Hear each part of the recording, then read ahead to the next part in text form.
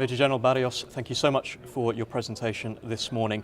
Obviously, Colombia has a huge geography and a wide range of topography to cover. You spoke a little bit about the challenges that presents to your Army Aviation Forces. How do they deal with that diversity? Colombia has 5 big regions. Geographic and topography are really a big challenge because we have 5 different war scenarios. So in terms of using helicopters, it's really a challenge because we have to adapt each crew to the particular condition of the geographic. And it's not just a case of search and rescue, it's also, there's been a long conflict with FARC, with the ELN.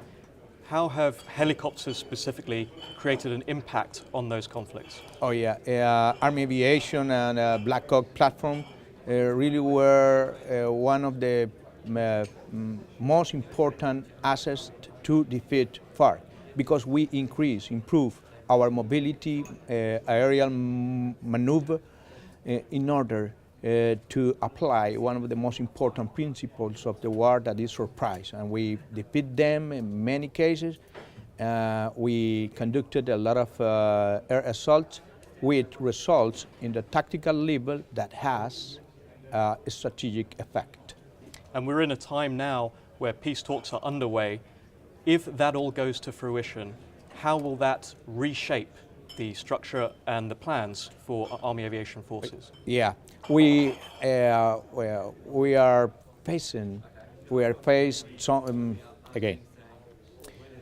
are faced another threats like, for example, narco traffic, illegal minery, some criminal groups.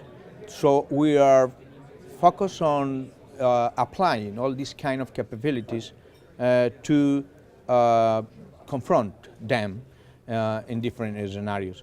So the capabilities that we built in 40 years confronting FARC, we are using in another scenarios in order to neutralize some threats we have right now in our country. Excellent. So you'll be taking those lessons forward with you, but you've also come here a long way to hear from others in the global environment. What lessons will you take from them, and how are you working with those other partners in a networking environment such as this?